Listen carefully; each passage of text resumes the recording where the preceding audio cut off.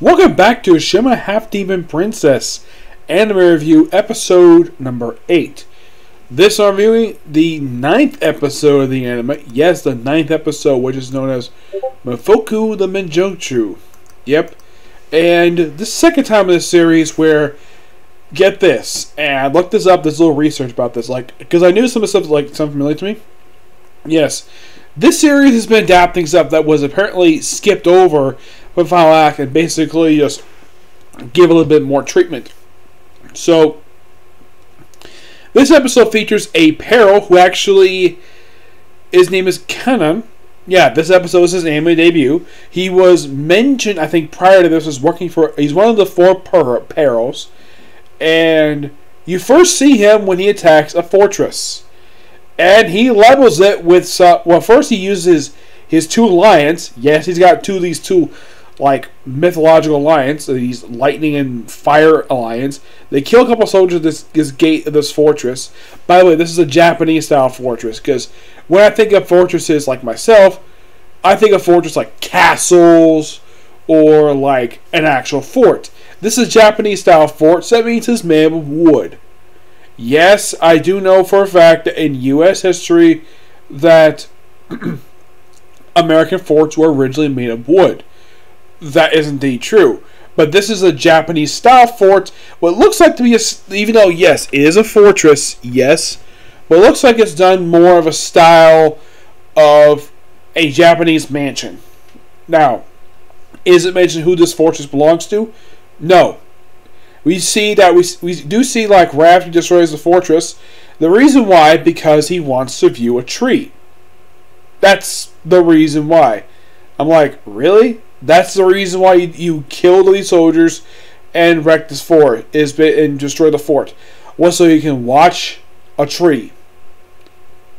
Okay. You could just ask them to see the tree. You didn't have to destroy the frickin' fortress. Yeah.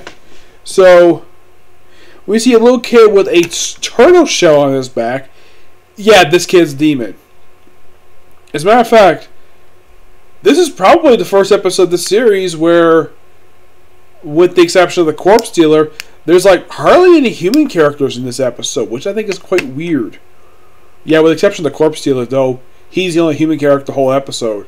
No one had a few, but this was the first one I can think of that had none.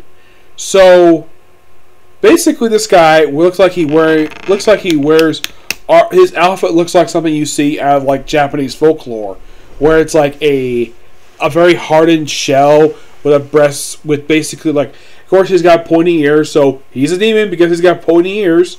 He's not an elf, he's a demon. Apparently, that's a common trait for a lot of demons. In the franchise Inuyasha, they have to have pointy ears. If they have pointy ears, or their ears are completely different, they're a demon. Not an elf, a demon. Okay, fine. So, Maraha basically is given a bounty of 1,000, whatever the currency is, not yen, it's some other currency, to kill this demon and take his head. Okay, she accepts no problem, but Toa and Setsun are like, nah, we're going to pass it because we need more information about the demon butterfly.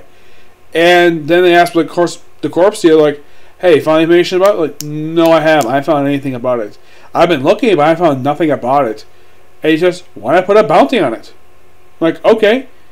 And it just happened to be the bounty that was taken from the previous mission. So they decided to go along, hey, let's go along. Fine. Of course, you have Toa riding her bicycle. And basically, she asked the raccoon demon, take it back. I was told as this character is supposed to be the show's version of Shippo. But oddly enough, Shippo is nowhere to be seen in the series. I mean, he does appear briefly in a flashback in episode 1, but nope, no appearance by Shippo. So, they confront the guy. They get to the fortress pretty easily, really quickly. It seemed like it'd been 10 minutes of the episode. Wow, that was quick. They got to the fortress. They battle him, man, I have a tough time battling. Turns out it's actually just a shell. And then they're saved by the little kid they ran into before. It turns out the shell belongs to his late father, who was killed by this particular demon. Now, this is actually taken from a chapter in the manga, because I remember, I think I saw this, yeah, this was a particular demon that one of the parts of Naraku killed in the series in order to get his shell. It's the same type of demon, but not the same demon. And apparently, they're going to be bringing more demons that Meioju killed in the series. Excuse me, in order to bring him back. So they get away. They see the guys go like, man, he blew a hole in him, and it turns out that the reason why making the armor, because took a piece, took one of the pointy elements. Yeah, one of the parts of a shell, which forms like a shell anyways, to take him on. And the lions catch up to him really quickly. Like, did they follow them? Like, yeah, they follow them. Makes a piece of paper that he has, gives these lions, and of course, well, he finds them, and of course, they have a rematch. And of course, Morha wants the kid to grasp on her shield. Nope, goes straight to Toa, because Toa is nicer. Morha is mean. And we see Morha look like she's about to go to her berserk mode, but the thing is, she's like, yeah, let's have him use a divine sword that he says, oh, from ancient times. Okay, can you at least give it the name of this damn sword? No, let's just say just some divine sword he just randomly found. Okay. By the way, it looks like the guy is dressed like if he's a freaking priest. Yes, why in the world this Peril is dressed this way? I have no idea. So they battle him, and thanks to of course the kid's like father's spirit holding him back, they're able to remove the armor, but the guy gets away before they can kill him, making him the first Peril not to be killed in his debut episode. Which, that's a surprise. Never thought that would happen in this series. And Mar's like, oh, damn it, man, we lost our bounty. But the kid got back his father's shell, he was able to rest. Oh yeah, he says, okay, his armor gets stronger in 50 years. Apparently this kid is 50 years old. Which Tora's like, man, you're older than me. I feel the same way with you. You're 14 and you're beautiful. You're beautiful when you're 14 years old, but you look great. Yep. So then they just go off, and that's how the episode ends. It's kind of an odd episode. It just seems as, oh yeah, it says, oh yeah, the episode ends like with Conan's like, I'll meet you again. Okay. Looks like we have a recurring villain in the series. I wouldn't be surprised, though, if in his return appearance that they kill him off. So we wait 2 weeks after the last episode for this. Now, in Japan, this aired 2 months ago, believe it or not. I'm not kidding about that. This episode aired like 2 months ago, and now it finally gets released here because Viz Media takes their sweet time releasing this stuff. Yeah, they start releasing like how Funimation does, where it released like 4 weeks into the actual series. Like by the time the pilot episode aired in Japan, they already released already 5 episodes in. As a matter of fact, in Japan, they've already released episode 14 already. No joke, seriously have. And I've heard some rumblings about a future episode involving who Toa and Setsu's mother is. Now, this was something when I heard about this, I'm like, I agree. This is complete, utter, stupid nonsense. Where apparently, get this, it was revealed in a spoiler. I'm going to spoil it here because even I think this is complete, utter nonsense. That Ren, the little girl that Shoshamaru looked out for as a daughter, is apparently the mother of these 2 girls. I'm like, what? That is utter nonsense. Why the heck would you make Ren? Like, are you saying that Shoshamaru was grooming her? Yes, I agree. This is utter stupid nonsense. Why, like, did the creator of Inuyasha approve of this? To have a little girl be the mother of these 2 kids?